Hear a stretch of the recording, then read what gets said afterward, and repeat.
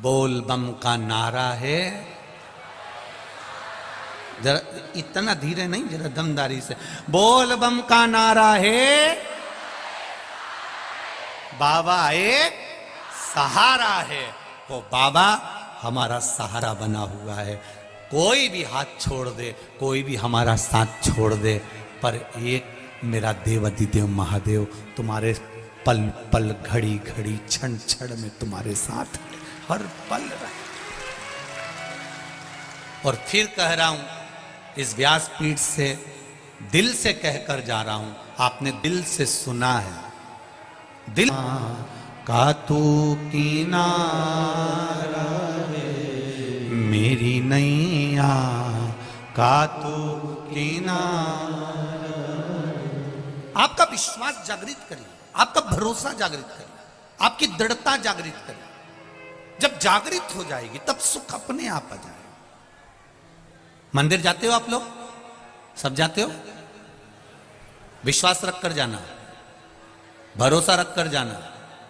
जब घर से जल लेकर जाओ ना, जब घर से जल लेकर जाओ, तब मटके में से जब पानी भरो, लोटे में से पानी भरो, नल में से जब पानी भरो, तुम जब घर से जल लेकर जाओ, लोटे में से पानी भरो, नल में से जब पानी भरो, तुम जब घर से जल लेकर जाओ, तो तुम्हारे भीतर एक विश्वास होना चाहिए, मैं अपने घर का दुख दर्द तकलीफ, मेरे मन की बात मैं बाबा से कहने जा रही हूं।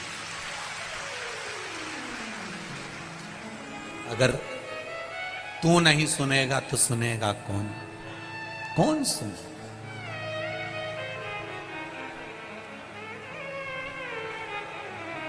अगर तू नहीं सुनेगा तो सुनेगा कौन? और अगर तू नहीं आएगा तो मुझे बचाने फिर आएगा कौन?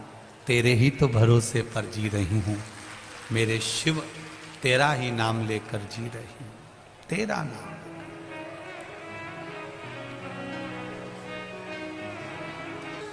का बल बढ़ जाता है। शिव महापुराण की कथा कह रही है, भगवान शंकर का चरित्र कहता है। आज बहुला गाय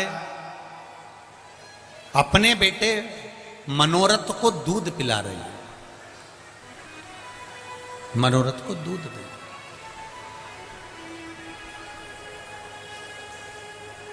जब बहुला गाय अपने बेटे मनोरथ को दूध पिलाती है, बहुला गाय जब अपने पुत्र मनोरथ को दूध पिला रही होती है, तब मनोरथ को दूध पिलाते पिलाते पिलाते पिलाते मुंह में फेन आ जाता है।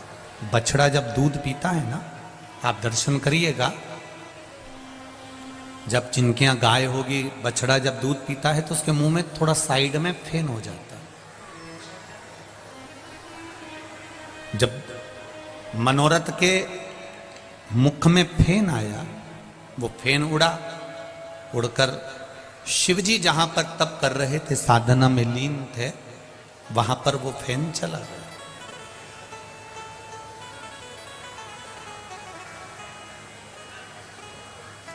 शिवजी को चढ़ने वाली सारी वस्तुएं झूठी हैं। मेरे भोलेनाथ जी कहते हैं, तुमने दूध चढ़ाया वो भी गाय के बछड़े का झूठा है, फूल चढ़ाया वो भौरे का झूठा है, मीठे का भोग लगाया वो चींटी चीटा मक्खी का झूठा है।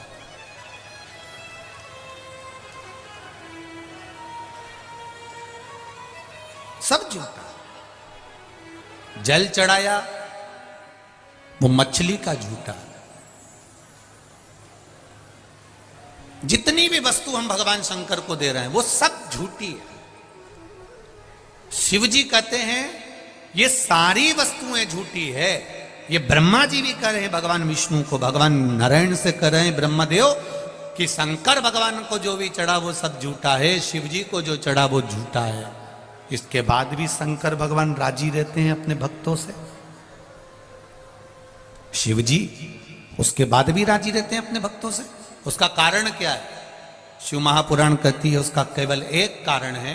शंकर भगवान ने ब्रह्मा जी से कहा, ब्रह्मदेव तुम कहते हो कि मुझे चढ़ी हुई सारी वस्तु झूठी है, पर एक बात शंकर भगवान ने ब्रह्मा जी से कह दिया, सब झूठा है, पर जो मुझे चढ़ाने आया है उसका दिल सच्चा है। जो मुझे समर्पित करने आया है उसका आत्मा, उसका मन, उसका चित्त सच्चा, उसका हृदय सच्चा। अब आप लोग अगर आए हो,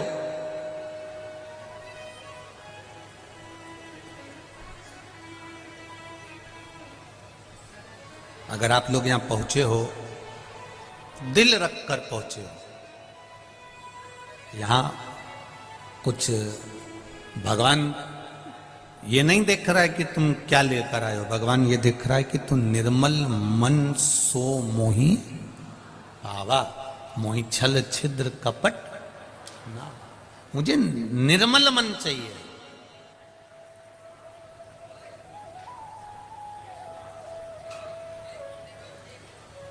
मुझे निर्मल चित्त चाहिए। और वो निर्मलता कहां से आएगी? वो कहीं दूसरी जगह से प्रकट होने वाली नहीं है, वो कहीं दूसरी जगह से प्राप्त नहीं होगी।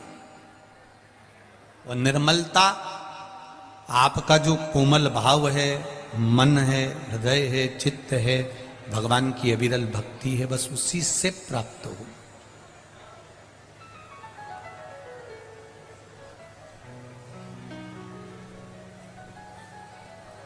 वो निश्चित है।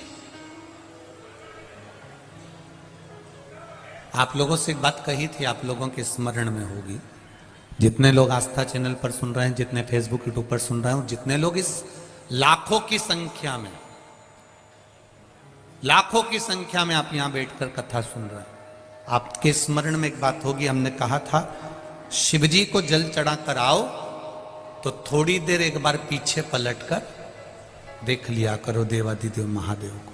अगर आप दिल्ली पर नहीं भी बैठे हैं, साइड में नहीं भी बैठे हैं, तो एक बार बाबा को मुस्कुरा कर, उसको हृदय से बस निहार कर कह दो उसकी चौखट से कि तेरे दरवाजे पर आती हूं, मुझे भूल मत जाना। तेरी चौखट पर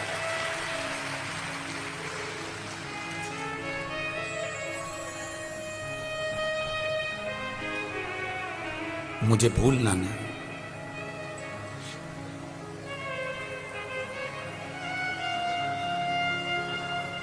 ये पशुपति व्रत अपन लोग करते हैं ना, तो वो पशुपति व्रत में जो 5 दिए शंकर जी के मंदिर में जब अपन रखते हैं, 6 दिए, उसमें से रखेंगे 6 दिए। आप जमीन पे आपको रखना पड़ेंगे 6 दिए, जलाना पड़ेंगे 5, भोग लगेगा 3 हिस्से में, 2 हिस्से मंदिर में छूटेंगे, 5 दिए मंदिर में छूटेंगे, 1 हिस्सा थाली में रखाएगा। जो दिया तुमने लगाया नहीं है, जलाया नहीं है, वो भी थाली में रखाएगा। पूजन करने के बाद जब अपने घर में आते हैं, घर के अंदर प्रवेश करते समय सीधे हाथ पर, अंदर नहीं, घर के बाहर सीधे हाथ पर उस दिए को जलाया जाता है। कौन से नंबर का दिया? जम के बोलो जरा। 6ठे नंबर का दिया। क्यों जलाते हैं उसको? उसका कारण क्या है? अगर आप शिव महापुराण पढ़ेंगे और गीता प्रेस गोरखपुर की शिव महापुराण को निकालेंगे, या स्कंद पुराण पढ़ेंगे, लिंग पुराण पढ़ेंगे, या नर्मदा पुराण पढ़ेंगे, तो उसमें निकलता है कि पाशुपत्य व्रत की महत्वता, पाशुपत्य अस्त्र की महत्वता, पाशुपति अस्त्र की महत्वता, ये सब उसके अंतर्गत आ जाता है। उसका मतलब क्या होता है? आपने मंदिर में दिया रखा और वापिस उठाया, उठाकर लेकर गए, घर के दरवाजे पर जलाया, अर्थात भगवान की साक्षी में, नंदी की साक्षी में पूजन कर कर आप भगवान को अपने दरवाजे की रोशनी दिखाने के लिए कि मेरा द्वार, आप जहां निकलेंगे मेरा दरवाजा यहां पड़ता है जहां दिया लगा रहे हैं, आप आइए। और सरल भाषा में समझ जाओ, कोई व्यक्ति आता है तो अपना कार्ड देता है, हम इसमें नौकरी करते हैं, हमारा ये भाव है, हम इसमें हैं, हम उसमें हैं, हमारी ये पोस्ट है, हम इसमें काम करते हैं। उसने अपना कार्ड दिया, कार्ड में एड्रेस लिखा रहता है। तो आप अगर कानपुर आओ गुरुजी तो ये मेरा कार्ड है, आप आ जाना। आप अगर अयोध्या आओ महाराज जी तो आप आ जाना। आप सीओर आओ तो आ जाना, ये मेरा कार्ड है, ये मेरा एड्रेस है। उसी तरह ये 6 नंबर का और 5 जो दिए तुमने जलाए हैं पशुपति व्रत में, ये दिए नहीं है, ये तुम्हारे घर का एड्रेस है जो बाबा को बताकर जा रही हो कि मेरे दरवाजे पर पहुंचना है। आप आओ मेरे द्वार पर बाबा। आपकी दम लगा दी इन्होंने, 7 लाख 7.5 लाख के करीब में लोग पहुंचे गए कथा। जरा विचार करिए,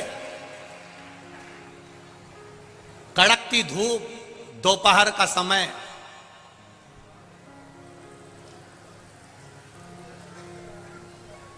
चिलचिलाती धूप, दोपहर का समय, और लोग सिर पर तप रहा है, अपना अपना रुमाल गमछा पल्लू डाल डाल के बैठे हुए। नमन है आपकी भक्ति को, प्रणाम करता हूं।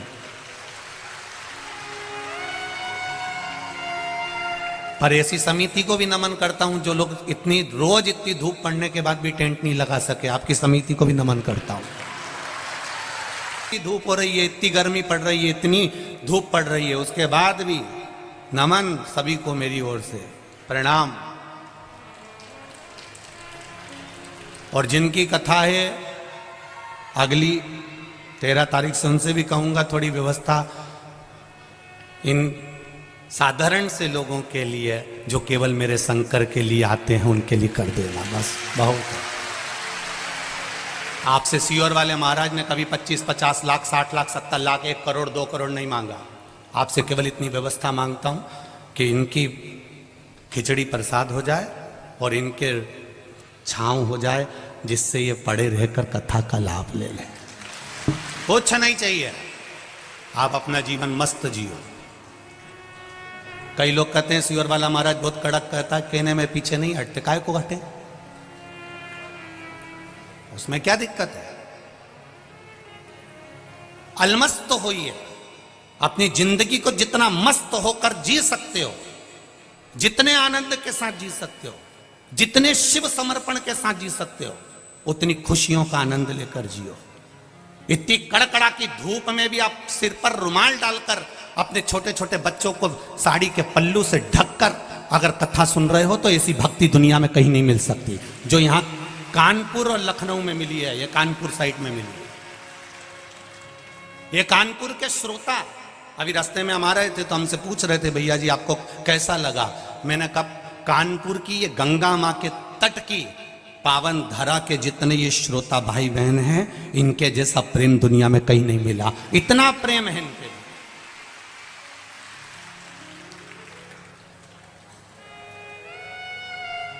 इसीलिए शायद उन्होंने गाया होगा छोरा गंगा किनारे वाला। ये आत्मीय प्रेम है तुम्हारा।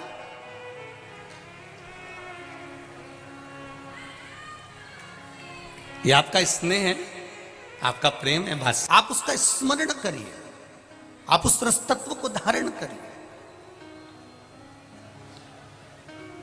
आप उस भक्ति को धारण करिए, आपको सुख का अनुभव होगा। एक बात और अच्छे से याद रखिएगा, कहीं लग जाए आपकी जिंदगी में कि अब मेरा जीवन बहुत नरक सा निकल रहा है, बहुत कष्टमय निकल रहा है, ये बेलपत्री लेना, इस बेलपत्री के बीच वाले पत्ते पर पीला चंदन लगा लेना। कितना लगाना है? बीच वाला जो पत्ता है उस पर पीला चंदन। जब आपको लगे कि मेरा जीवन बहुत कष्टमय है, अब ये रोग, अब ये कष्ट दूर ही नहीं हो रहा, अब ये आए दिन तकलीफ पर तकलीफ बढ़ती जा रही है, आए दिन रोग बीमारी, पैसा घर में बच नहीं रहा, बहुत कष्टमय जीवन है, इसमें लगाओ पीला चंदन बेलपत्री की बीज पत्ती पर। महाराज,